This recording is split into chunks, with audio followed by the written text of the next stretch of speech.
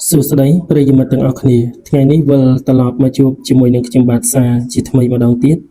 ហើយក៏ទទួលបាននៅសាច់រឿងមួយអំពីសំណាក់បងប្រុសម្នាក់ឈ្មោះថាបងងុយបងងុយគាត់មានស្រុកកំណើតនៅក្នុងខេត្តកំពង់ធំហើយគាត់ក៏មានជំនាញជាជាងចម្លាក់ផ្នែកខាងចម្លាក់គ្រឿងឈើដូចជាតុទូឬក៏ក្រែអីផ្សេងៗចឹងទៅដោយឡែកគាត់បានរៀបការជាមួយនឹងភរិយារបស់គាត់នឹងគឺជាកូនអ្នកខាងកំពង់ចាមអញ្ចឹងគាត់ត្រូវបានផ្លាស់ប្ដូរការងារពីកំពង់ធំមករកការងារនៅខេត្តកំពង់ចាមវិញពេលដែលគាត់ផ្លាស់ប្ដូរការងារដំបូងហ្នឹងឃើញថាលំបាកសម្រាប់គាត់ខ្លាំងមែនទែនព្រោះអីក្នុងខេត្តកំពង់ចាមគឺអត់សូវមានជាងចម្លាក់ពាក់ព័ន្ធជាមួយនឹងគ្រឿងឈើគ្រឿងអីហ្នឹងគឺអត់សូវមានទេអញ្ចឹងគេនិយមច្រើនតែនាំចូលពីខាងខេត្តកំពង់ធំមកវិញការងាររបស់គាត់មួយប្រភេទហ្នឹងគឺគាត់ជាលំបាកខ្លាំងមែនទែនមកក្នុងពេលហ្នឹងប្រពន្ធរបស់គាត់ក៏បានផ្ដល់យោបល់ឲ្យគាត់ថាបើសិនជាពិបាករកការងារយ៉ាងហ្នឹងប្រពន្ធរបស់គាត់ហ្នឹងចង់ឲ្យបងអុយនឹងឯងគាត់បើកហាងចម្លាក់មួយផ្ទាល់ខ្លួនដោយបើកកន្លែងទូចក៏បានដែរហើយសួរបងអុយនឹងវិញថាតើគាត់អាចឆ្លាក់អ្វីដែលខុសពីក្បាច់អីផ្សេងត្រឡប់មកឆ្លាក់ខ្លាចជារូបពុទ្ធបដិមាដែលសាងចេញអំពីភ្លុកសាងចេញអំពីថ្មហើយនឹងគ្រឿងឈើផ្សេងៗចឹងតើគាត់អាចធ្វើបានអត់បងអុយហ្នឹងក៏គាត់ធ្លាប់បានរៀនពាក់ព័ន្ធជាមួយនឹងក្បួនខ្នាតក្នុងការចម្លាក់ហ្នឹងដូចគ្នាអញ្ចឹងគាត់ប្រាប់ប្រពន្ធគាត់ថាអាចធ្វើបានតែនឹងឯងប្រពន្ធរបស់គាត់ក៏បានពិភាក្សាជាមួយនឹងម្ដាយរបស់គាត់ហើយក៏សម្រេចថារកជួលដីគេដែលនៅជាប់នឹងផ្លូវថ្នល់ជាតិធំមួយកន្លែងសម្រាប់ឲ្យបងអុយហ្នឹងគាត់ធ្វើជាជាងចម្លាក់ហ្នឹងតែម្ដងទៅហើយមិនមែនត្រឹមតែជាងចម្លាក់តែប៉ុណ្ណោះទេបងអុយហ្នឹងទៀតសោតក៏គាត់មានជំនាញមួយទៀតក៏ជាជាងកាត់សក់ដូចគ្នាដែរអញ្ចឹងគាត់ជួលមកកន្លែងហ្នឹងគឺគាត់បានមុខរបរពីរជាជាងកាត់សក់ផងនិងជាជាងចម្លាក់ផងកន្លែងគាត់ឃើញថាឆ្លាក់គឺគាត់ឆ្លាក់ស្អាតខ្លាំងហើយ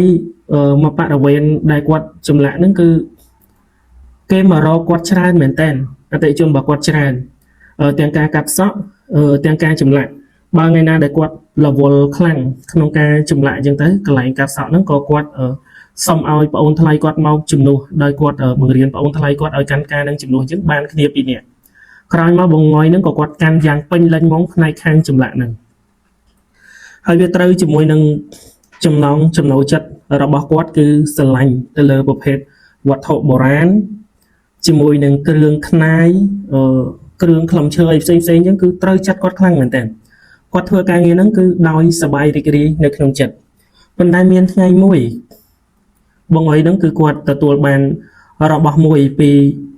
អតិថិជនរបស់គាត់ណាដែលគេប្រាប់ថារបស់ហ្នឹងគឺជាប្រភេទខ្លឹមឈើដូចជាខ្លឹមអំពិលរលួសដាច់អ្នកខ្លះគេហៅថានាងពួនដើមអំពិលអញ្ចឹងទៅដោយសាររបស់ហ្នឹងគាត់សម្លឹងមើលទៅឃើញសាច់ហ្នឹងគាត់ថាអូវាប្រហាក់ប្រហែលជាមួយនឹងខ្លឹមអំពិលហ្នឹងមែនហើយអញ្ចឹងគាត់សួរម្ចាស់គេថាតើគេចង់ឆ្លាក់ជាប្រភេទអ្វីម្ចាស់ខ្លឹមហ្នឹងក៏គាត់និយាយគាត់ថាគាត់ចង់ឆ្លាក់ទៅជាប្រភេទរូបពុទ្ធអញ្ចឹងណាដល់ពេលអញ្ចឹងទៅក៏បងវ័យហ្នឹងគាត់ចាប់ផ្ដើមរៀបចំឆ្លាក់ទៅតាមដំណើរហ្នឹងទៅឆ្លាក់ហើយរៀបចំសពគ្រប់អស់ហើយទៅក៏គាត់បានយកគ្រឿងប្រេងគ្រឿងអីផ្សេងយកមកលាបឲ្យអាលោកមើលទៅគឺស្អាតពេញចិត្តមែនទែនហើយក្នុងខ្លឹមឈើនឹងមួយគឺឆ្លាក់បានព្រះអង្គរហូតដល់3ព្រះអង្គឯណោះអញ្ចឹងឆ្លាក់បាន3ព្រះអង្គហើយគឺនៅសល់ប្រវែង2ថ្នាំងដៃទៅលើទៀតហើយទំហំវាធំដែរណាបងប្អូនប្រហែលជា2ធ្នាប់ដៃហើយប្រវែងឡើងលើនោះ2ថ្នាំងដៃទៀតគាត់និយាយថាបើសិនជាគាត់យកខ្លឹមអំពិលដែលរលួសដាច់ហ្នឹងយកមកទុកគាត់នឹងអាចឆ្លាក់បានព្រះអង្គផ្សេងទៀតហើយសម្រាប់ប្រើការនៅក្នុងផ្ទះរបស់គាត់ផ្ទាល់តែម្ដងអញ្ចឹងបងអុយនឹងឯងគាត់ក៏សួរទៅកាន់ម្ចាស់ខ្លឹមអំពិលហ្នឹងថាបងខ្លឹមអំពិលរបស់បងឯងគឺឆ្លាក់រួចរាល់ហើយបានព្រះអង្គចំនួន3ព្រះអង្គហើយនៅសល់ខ្លឹមហ្នឹងទៀតប្រហែលជា2ថ្នាំងដៃហើយទំហំវិញប្រព័ន្ធស្ទាប់ធ្នាប់ដៃនឹង2ដូចគ្នាប៉ុន្តែវាទំហំរបស់វាប៉ុណ្្នឹងមែនតែ4ជ្រុងណាអញ្ចឹងឃើញនៅសល់ច្រើនដែរគាត់សួរម្ចាស់គាត់នឹងថា បងឯងត្រូវការយករបស់ហ្នឹងបកត្រឡប់ទៅវិញដែរអត់ទេពេលហ្នឹងម្ចាស់ខ្លឹមហ្នឹងក៏គាត់និយាយថាគាត់អត់ចង់បានទេគាត់ចង់បានតែរូបព្រះពុទ្ធដែលសាងពីខ្លឹម7ហ្នឹងយកតែ3ព្រះអង្គហ្នឹងប៉ុណ្ណឹងទេបើនៅសល់ប្រមាណទុកឲ្យបងអុយហ្នឹងគាត់ប្រើការខ្លួនឯងទៅក្រែងត្រូវចម្លាក់អ្វីផ្សេងៗទៀតចឹងគ្រាន់តែលើអញ្ចឹងភ្លាមគឺបងអុយហ្នឹងគាត់សប្បាយចិត្តខ្លាំងមែនទែនព្រោះអីត្រូវជាមួយនឹងបំណងរបស់គាត់តែម្ដងគាត់កំពុងតែចង់បានខ្លឹម7ដែលរលួសដាច់ស្រាប់ព្រោះអីគេថាខ្លឹម7ដែលរលួសដាច់អញ្ចឹងអ្នកខ្លះហៅថាជានាងពួនដើម7អញ្ចឹងខ្លឹមស្ដៅខ្លឹមមាន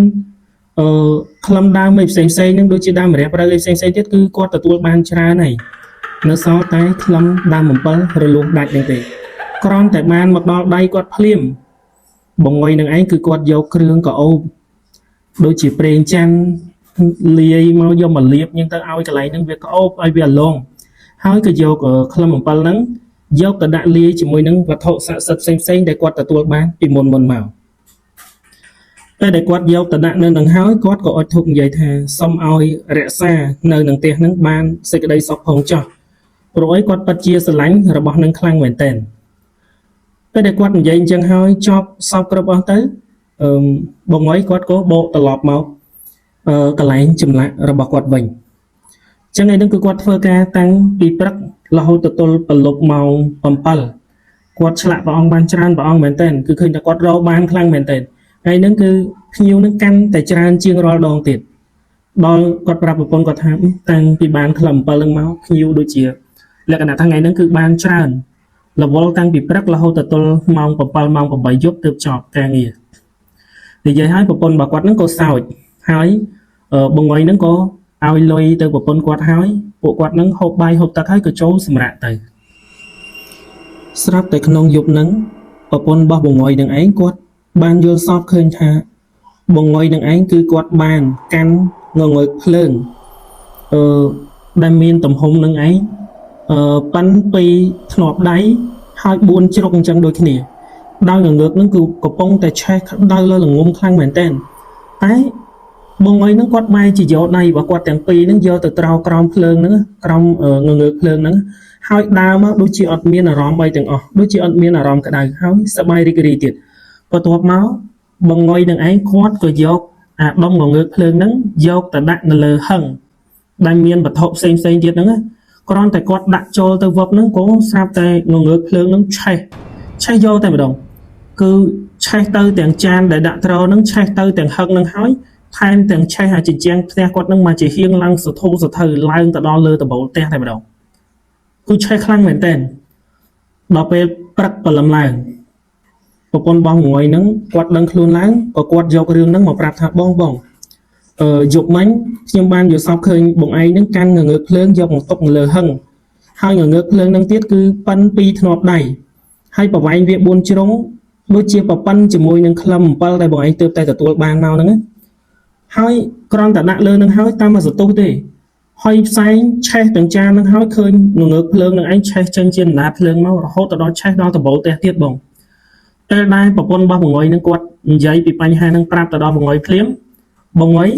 ក៏គាត់ថាប្រហែលជាប្រពន្ធរបស់គាត់នឹងអត់សូវពេញចិត្តជាមួយនឹងខ្លឹម7ហ្នឹងអញ្ចឹងទេគាត់អត់ចង់ឲ្យទុកបានជាគាត់ប្រាប់បែបហ្នឹងហើយគាត់បងអុយនឹងក៏គាត់និយាយគាត់ថាបើឯងមិនចូលចិត្តខ្លឹម7ហ្នឹងទេក៏ចាំខ្ញុំនឹងយកទៅដាក់នៅកន្លែងហាងរបស់ខ្ញុំតវិញមិនបាច់ដាក់នៅនឹងក៏បានដែរប្រពន្ធរបស់គាត់នោះក៏ខ្លាចបងអុយនឹងឯងខឹងគាត់ថាមិនបាច់ដកចេញទេខ្ញុំគ្រាន់តែប្រាប់ព្រោះអីខ្ញុំយល់សពឃើញអញ្ចឹងពិតមែនបន្ទាប់ពីរឿងហ្នឹងកន្លងផុតទៅ2ទៅ3ថ្ងៃឃើញថានៅក្នុងហាងចម្លាក់របស់បងអុយហ្នឹងគឺកាន់តែរកបានពីមួយថ្ងៃទៅមួយថ្ងៃពីមួយថ្ងៃទៅមួយថ្ងៃគឺរកបានខ្លាំងមែនតើអតិថិជនហ្នឹងគឺមកច្រើនបងអុយហ្នឹងណាដល់ពេលអញ្ចឹងគាត់បានលុយច្រើនពេលដែលល្ងាចឡើងគាត់យកលុយហ្នឹងទៅឲ្យប្រពន្ធរបស់គាត់ហើយគាត់ប្រាប់ថានេះឯងមើលឃើញអត់តាំងពីបានខ្លឹម7ឡើងមកគឺយើងរកបានមែនតើលុយរកបានច្រើនខុសពីរាល់ថ្ងៃឥឡូវហ្នឹងកំណត់ដែលយើងយកខ្លឹម7ឡើងមកវាលបានឡើង3ថ្ងៃទៅ4ថ្ងៃហើយ3 4ថ្ងៃហ្នឹងកំណត់ចាប់ពីថ្ងៃដែលយើងទទួលបានដំបូងដែលគេហាមមកទៅឲ្យហ្នឹងគឺលុយរបស់យើងចូលច្រើនតាំងពីថ្ងៃហ្នឹងរហូតមកដល់ថ្ងៃហ្នឹង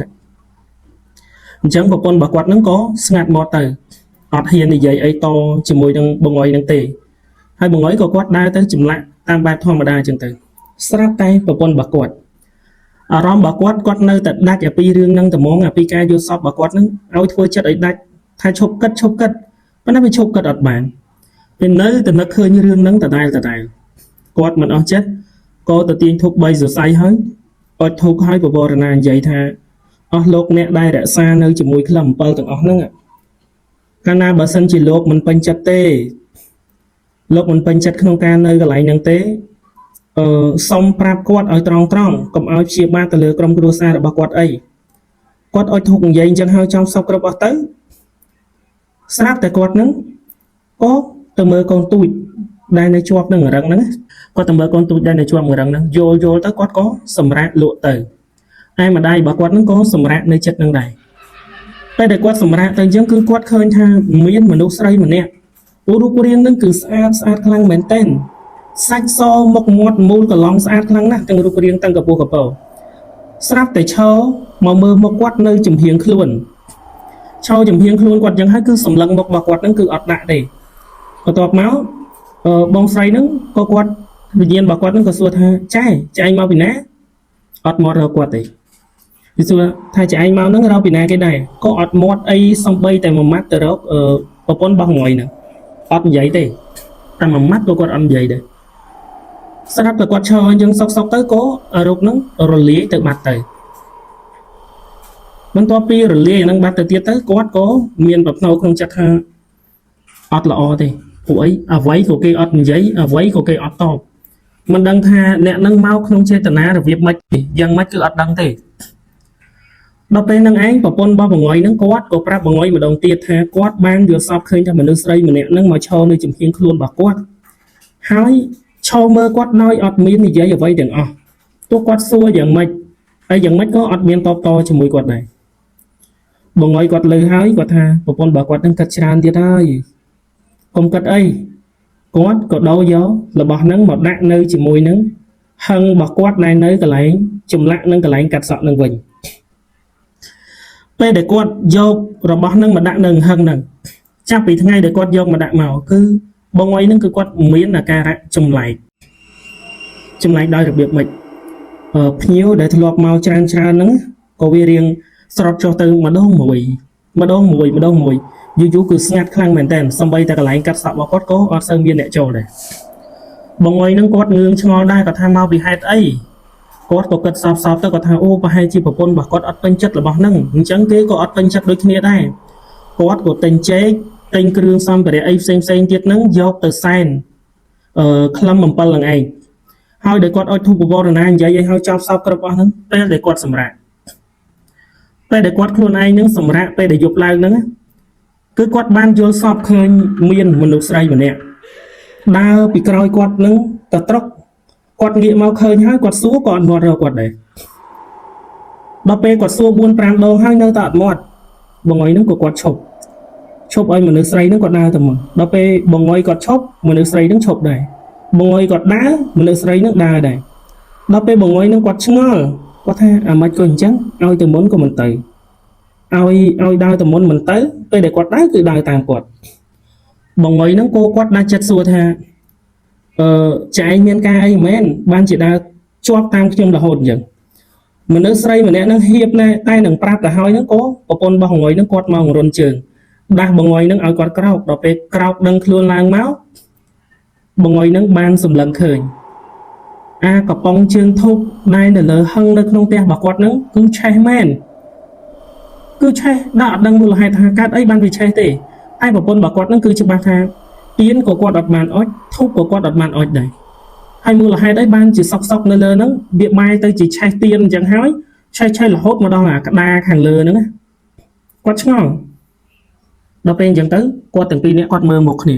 ហើយក៏ងុយគាត់សួរថាអូនឯងអត់ធូបទុកចោលទេអុជទៀនទុកចោលទេឃើញលោកអុជទៀនទៅផ្លិចពេលដែលយើងចូលដីទៅអញ្ចឹងណាប្រពន្ធគាត់ច្បាស់ថាគាត់អត់បានអុជទេក្រោយពីនោះមកគឺហេតុការចម្លែកគឺចាប់ផ្ដើមកើតឡើងខ្លាំងឡើងនៅក្នុងក្រុមគ្រួសាររបស់បងអុយហ្នឹងគឺ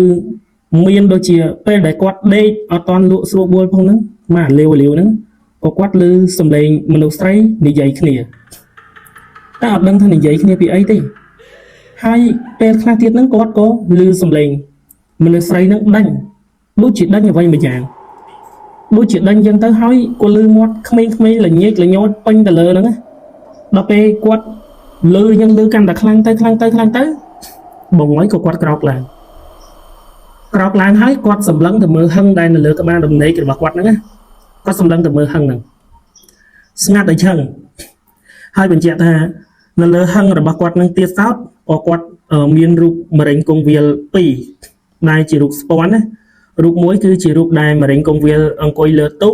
ហើយមានផ្លែឈើមានអីនៅលើនឹងច្រើននៅលើតុនឹងច្រើនអញ្ចឹងណាហើយរូបមួយទៀតគឺជារូបមរិញគង្វាលដែលគាត់ឈរដោយមានមនុស្សប្រុសម្នាក់មនុស្សស្រីម្នាក់គាត់ដាក់រូបមរិញគង្វាលនៅលើហ្នឹង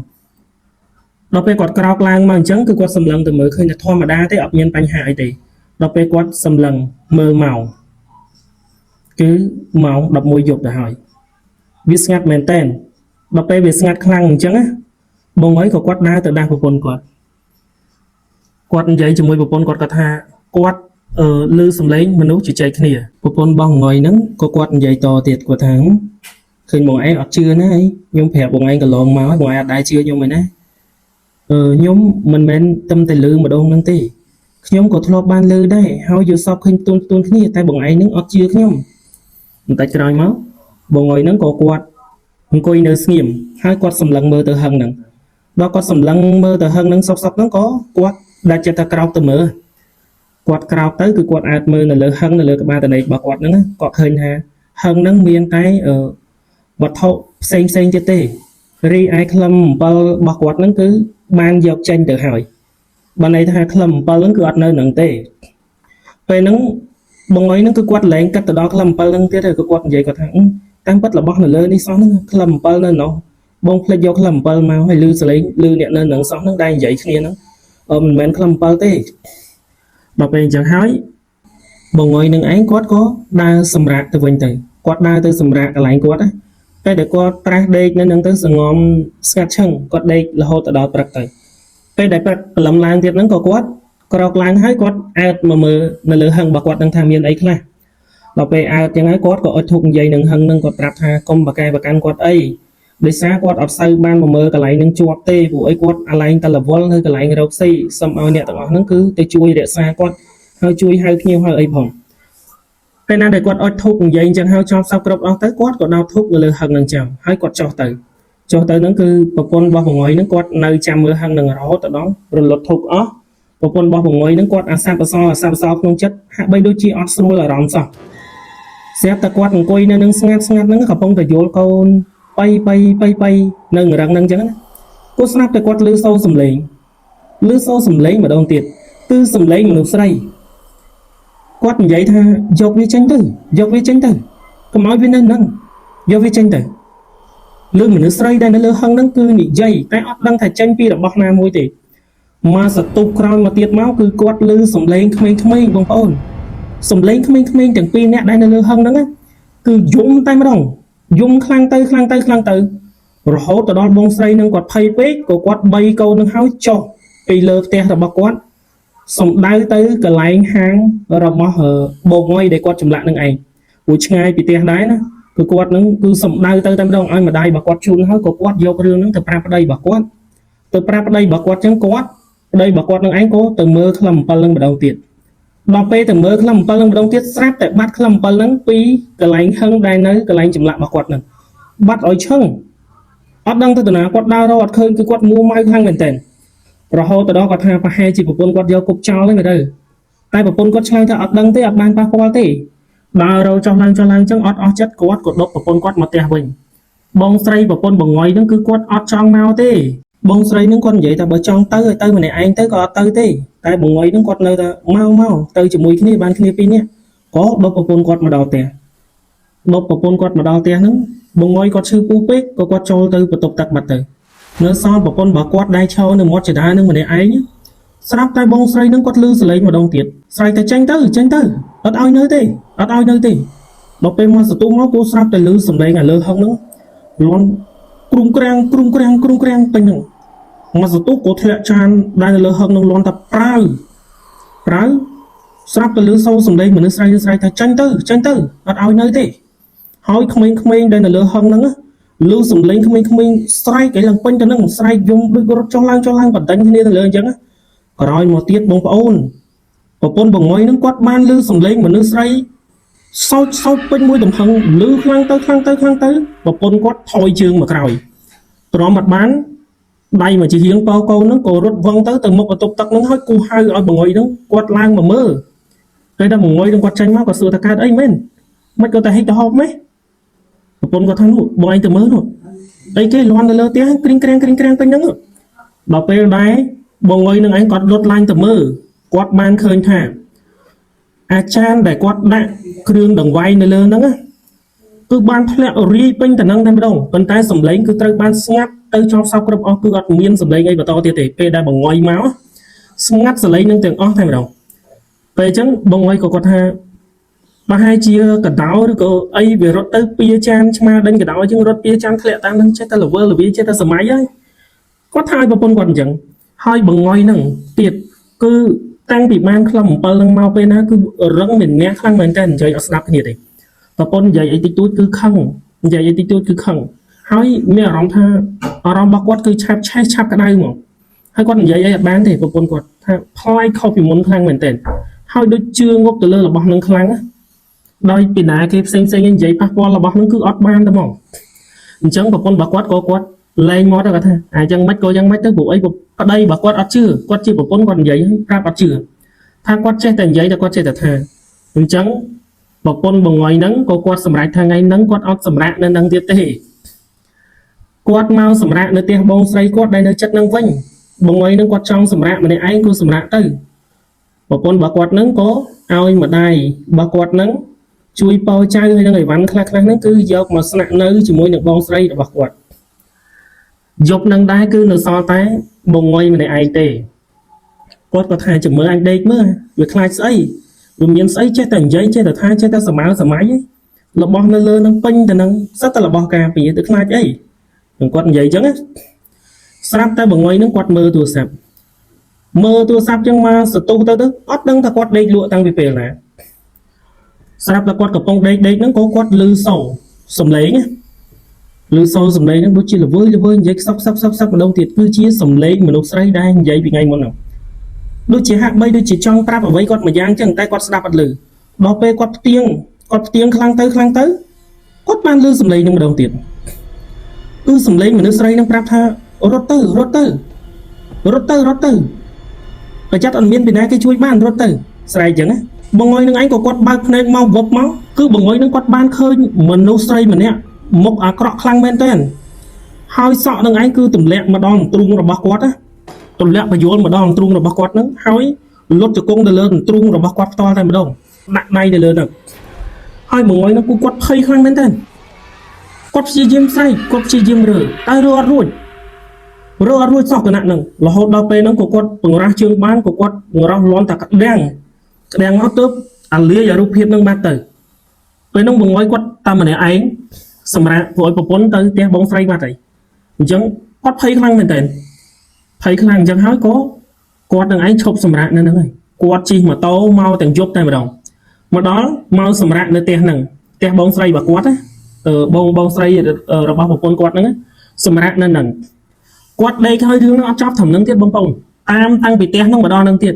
គ្រាន់តែគាត់ដេកអាលីវហ្នឹងមនុស្សស្រីហ្នឹងគឺមកឈោពីលើក្បាលរបស់គាត់តែម្ដងដោយបងងុយហ្នឹងគាត់បើកភ្នែកមកវឹកមកគឺឃើញម្នាក់ស្រីហ្នឹងឯងទម្លាក់សក់នេះទម្លាក់សក់ឡើងដល់ត្រឹមចង្កេះបងប្អូនហើយមុខហ្នឹងអាក្រក់ខ្លាំងមែនទែនអត់មានជើងទេមានតែត្រឹមចង្កេះឡើងមកលើជើងខាងក្រោមអត់មានទេគឺឈរនៅជាប់ជញ្ជាំងនៅលើក្បាលរបស់គាត់នឹងឯងហើយក៏សួរគាត់ថាឯងនឹងមែនដែលកាត់អញជា2ជា3នោះសួរគាត់អញ្ចឹងថាហើយនឹងមែនដែលកាត់អញជា2ជា3នោះឲ្យអញនៅកន្លែងនឹងអត់កើតហើយបង្ហាញភាពខឹងសម្មាយ៉ាងខ្លាំងទៅដល់បងងុយនឹងទើបបងងុយនឹងគាត់ដឹងថាតាមពិតគឺជាក្លឹម7ហ្នឹងមែនបងប្អូនពេលនោះបងងុយនឹងក៏គាត់ភ័យខ្លាំងគឺគាត់ស្រែកពេញមួយទំហឹងមកវាស់ទៅអារូបភាពនិងសម្លេងទាំងអស់ហ្នឹងក៏រលាយបាត់ទៅបងងុយនឹងពេលដែលគាត់ព្រឹកព្រលឹមឡើងម្ដងហ្នឹងគាត់ជឿអត់ចាំបាច់មានអ្នកណានិយាយទេឃើញផ្ទាល់ភ្នែកដឹងខ្លួនឯងនៅផ្ទាល់តែម្ដងគឺគាត់ ban sầm đầy tới cái lạnh hơn để quạt tục nữa hai quạt vây cái đó mơ ủa ấy mà sao mấy quạt trăm ban ha ở khăm một pal nó cứ ban bắt pi cái lạnh hơn để quạt tục cái lạnh chiên cắt sọ mà quạt nữa cho mỗi nhân chiên chừng lại mà quạt đấy bắt cái lạnh hơn nè pi tập bóng nó cứ quạt tục nó nặng tê xẹp sóc sóc mắt bị lơ nâng mau chân quạt trong đang thay khăm một pal nó không tê ba chập bóng nâng đây nè quạt từ bị nẹt vào côn quạt từ đó quạt chai mơ từ lơ hằng quạt khơi tha khăm pal nó bông bông sóc sóc viết từ nơi lơ hằng nó ban dằng mắt đời luôn anh ọt miên nẹt do tới đi hơi rồi bao xem kia tướng cứ rọt tắt rọt tai pin từ nâng tay mà đầu ốc lo là pin từ nâng tay mà đầu trắng bông và thật tục là bao nâng tiết lên ba này của quạt do bà khăm pal nâng hói quạt từ ốp cái quạt vậy có tham ở nâng te bọc quạt cái đai hăng nè ọt miên cái lạnh thông từ ly nơi đi trắng quát của do là bao nó trâu được không tắt hơi quát ở cái tham miên ta cả lấy nướng đây để thông hơi nương từ chẹt trên kì còn ai cũng quát ấy có bao trâu được không đang bắt tới quát có rốt từ mưa lục rùm mà nét đây nơi chật nè thì chôn sai đây chôn ấy ai hơi tới của cái soi tắt soi ấy hơi cho sau con quát của riêng thu xà hà ní chỉ mê riêng được không chỉ vật bao quát môi được quát cham mọt plei tế bằng ổn đôi xa chùm nưa là bao bồng ngôi nữa đôi ngục mờ từ lơ vật hậu sản xuất đôi chia bộc hết khăm chơi đại dương ọt man đăng vào vật vi chụp luôn còn từ lơ cái tha nâng chỉ khăm đam pal đam ấy đây trên đỉnh cuốn ấy bậc cái sản xuất những dương ọt đăng vì mua là than bao vi chụp ló của gió là bao mà tốc người lừa tiền rồi hốt thôi quạt nâng cái đây là hai không kêu xa luôn và cái kia này giấy ọt trâu kia hai mình trâm tay bắt đăng thì quạt nâng anh cứ stir để kèn bề đồng slap từ chùm mũi nâng rồi bao để quạt cờ rốt rồi bao để quạt chưa chẹn nữa trắng trong cái chẹn bông bông ha rồi bao họ vay mũi cả đôi rồi bao tầng óc nâng ba dương đăng vào quạt ọt cho ba lo tế xong không giờ mà tốc nơi cái bài luôn này xong con trai chăm chúc nên là việc ẩu cầu